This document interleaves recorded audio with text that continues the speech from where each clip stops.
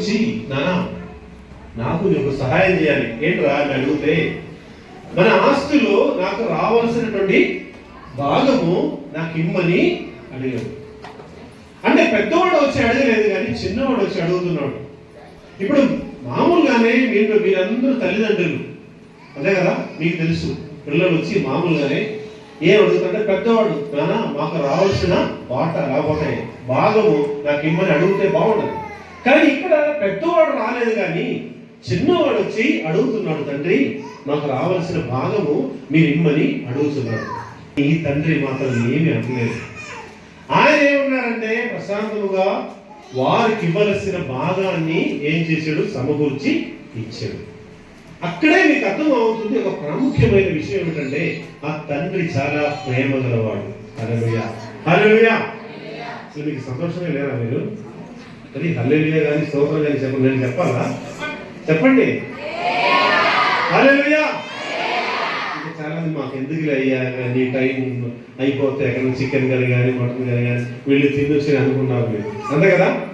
ఎన్నో బాధలు ఉన్నాయి మాకు. ఇంకా ఈ మీటింగ్ ప్రార్థన అయిపోయిన తర్వాత ఇంకేదో వాడికి డబ్బులు కట్టాలి, వీడికి డబ్బులు కట్టాలి, హాస్పిటల్కి వెళ్ళాలి, 3 పనులు ఎక్కడ త్వరగా చెప్పి గురించి వేయాలి అనుకున్నారు మీరు. హల్లెలూయా. ఆయన మేము కొన్ని వదలమండి నిజంగా, స్తోత్రం. కానీ తండ్రి ఇక్కడ మీకు అర్థం అవుతుంది, తండ్రి చాలా గొప్పవాడు. అంటే చిన్నవాడు అడిగాడు కానీ వారికి అంటే ఇద్దరికి ఇచ్చేసాడు. ఇద్దరికి. ఈ రోజుల్లో ఇలాంటి ప్రేమ గల తండ్రులు ఎవరైనా ఉన్నారా? మా స్కూల్లో ఒక పాప ఒక కుర్రుడు 5th క్లాస్ కుర్రుడు వచ్చి నా దగ్గర ఒక కంప్లైంట్ చెప్పాడు. ఎందుకంటే వాళ్ళ డాడీ యొక్క జేబులో నుంచి 10 రూపాయలు తీసుకుని ఐస్ క్రీమ్ తీసుకుంటే పొద్దున్న నుంచి సాయంత్రం వరకు కొట్టాడంట. అర్థం అవుతుంది మీకు?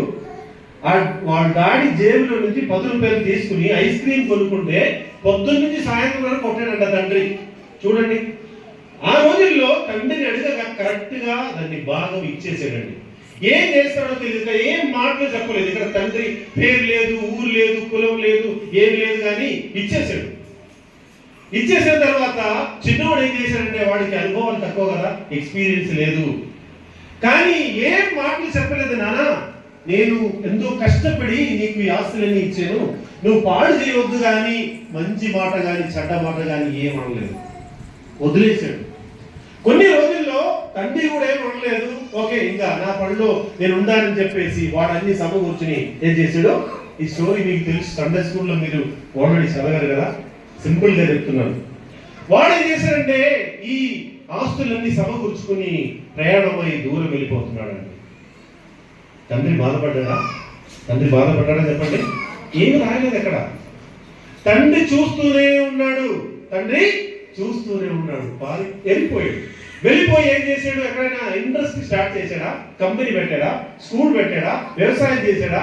ఏం చేశాడు? బైబిల్లో కరెక్ట్ గా రాయబడి ఉన్నది. ఏం చేశాడు? దుర్వ్యాపారము చేసి డబ్బుని పాడు చేసి అన్ని అయిపోయింది. ఆ రోజుల్లో డబ్బులంతా అయిపోయిన తర్వాత ఇప్పుడు ఏమైంది? ఆ దేశంలో ఏమొచ్చింది? కరువు వచ్చింది. తినడానికి ఏమీ లేదు. ఎందుకంటే డబ్బులు లేవు. ఆ రోజుల్లో ఏటీఎం కార్డు ఉండేది కాదు, బ్యాంక్ అకౌంట్ ఉండేది కాదు. ఒకవేళ బంగారం కావచ్చు, ఏదైనా సిల్వర్ ఏదో ఒకటి ఉండేది. అన్ని అయిపోయి ఇంకేమి లేవు. ఏం చేయాలని అర్థం కాలేదు. మీరు చూడండి, ఇప్పుడు ఆకలి వస్తుందండి. ఏం చేయాలి? ఎవరు ఇచ్చేవాళ్ళు ఎవరు లేదు. మీ జేబులో డబ్బులు ఉన్నంత కాలం మీకు ఎవరున్నారు? ఫ్రెండ్స్ ఉంటారు, చుట్టాలు ఉంటారు, అందరూ ఉంటారు. కానీ మీకు అనారోగ్యం వస్తే, మీకు అప్పులు బాధలు వస్తే ఎవరు ఉండరు, పలకరించేవాళ్ళు ఉండరు. లేకపోతే 24 గంటలు ఫోన్ చేసి ఏదో కౌరులు చెప్తానే ఉంటారు. మీకు అనారోగ్యం వచ్చినప్పుడు, అప్పులు బాధల్లో ఉన్నప్పుడు మట్టుకు మీకు ఎవరు ఉండరు. కానీ ఇక్కడ ఒక్క విషయం మీరు గమనించండి, ఆయనకి తినడానికి ఏమీ లేదు. ఇప్పుడు ఏమైందంటే మనవాడి ఒకసారి చదవండి, 15 ఒకసారి చదవండి, 16. వాడు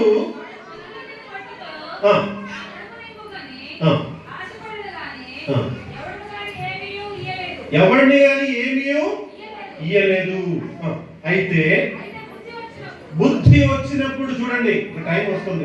వచ్చినప్పుడు వాడు నా తండ్రి యొద్ద ఎంతో మంది కూలి వాండ్రుకు అన్నము సమృద్ధిగా ఉన్నది.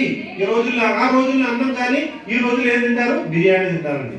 బిర్యానీ, చికెన్ బిర్యానీ కానీ మటన్ తినేసి ఏం చేస్తారంటే మిగిలినవి వాడేస్తూ ఉంటారు. కానీ వీడికి అసలు తినడానికి ఏమి లేదు, బుద్ధి వచ్చినప్పుడు. కానీ ఇప్పుడు ఏమి డిసిషన్ తీసుకున్నాడు, నిర్ణయం తీసుకున్నాడంటే నేను ఇంకా ఇక్కడ ఉండడం బాగలేదు, నేను చచ్చిపోతాను, ఇంకా ఆకలితో చచ్చిపోతాను, నేను ఎక్కడికి ప్రయాణం చేయాలి? మా తండ్రి ఇంటికి వెళ్ళాలని నిర్ణయం తీసుకున్నాడు.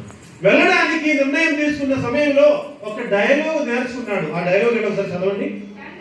తండ్రి, నేను నేను వెళ్ళి మా తండ్రితో ఇట్లా చెప్తాను. ఏం చెప్తాను?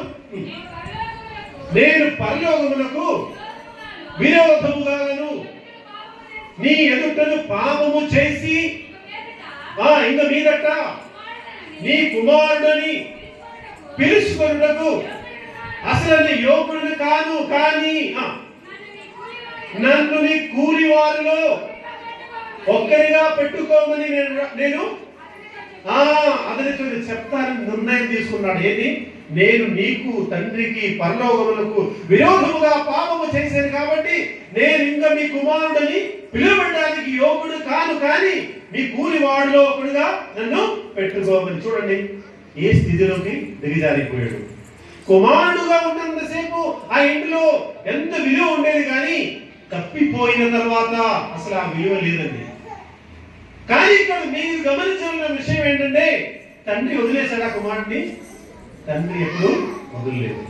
ఏం చేశాడంటే ఆ కుమారుడు వెళ్ళిపోయిన తర్వాత సరిగా తినడం లేదు, తాగడం లేదు, అసలు చాలా దుఃఖంతో ఆయన ఆ ఇంట్లో తిరుగుతున్నాడు, పొలంలో తిరుగుతున్నాడు, మనశ్శాంతి లేదు.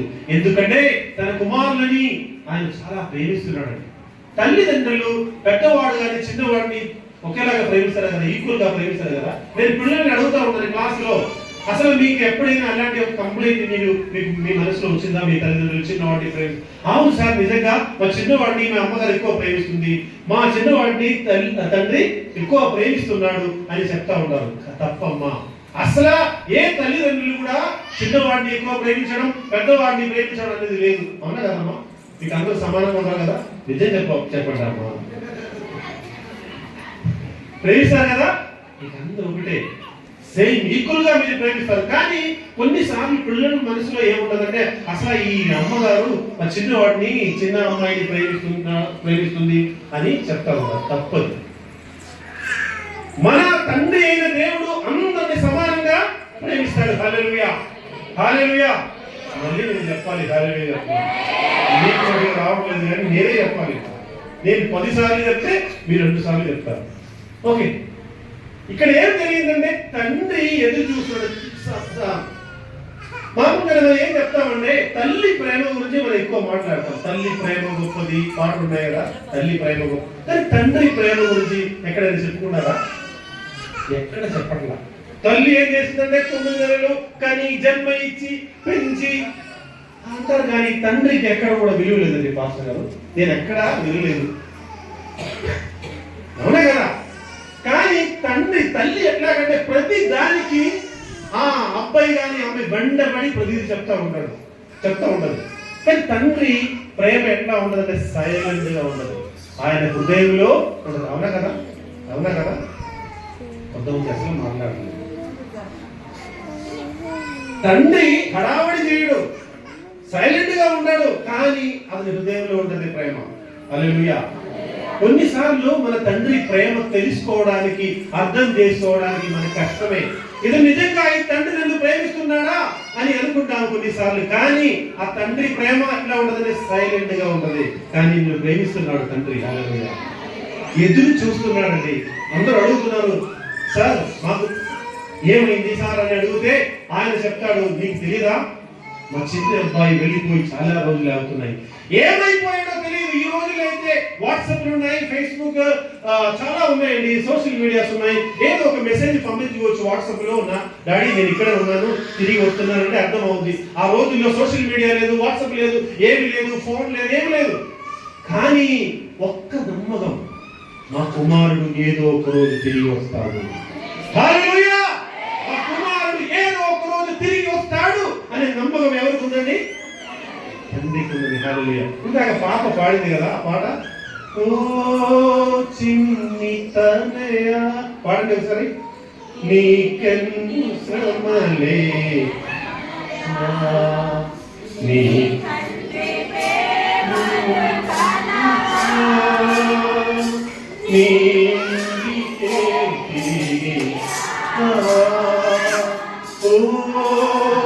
చిన్ని తనయ నీకెన్ను శ్రమలే.